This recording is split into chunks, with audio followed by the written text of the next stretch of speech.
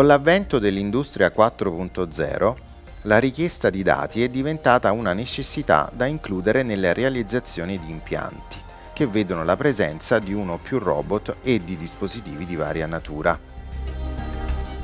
Monitorare con intelligenza i dati, inerenti allo stato dei componenti dell'applicazione in corso, apre a nuove possibilità e migliorie del processo.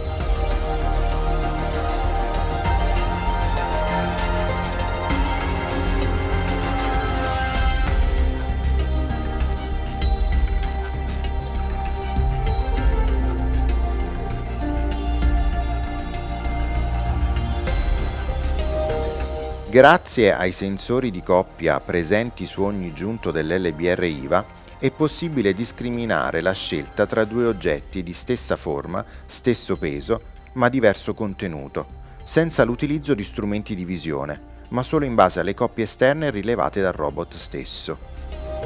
Si raccolgono così una serie di dati che, forniti in pasto ad una rete neurale, riescono a migliorare progressivamente il processo in esecuzione e ad adattare il robot all'ambiente esterno in continuo cambiamento.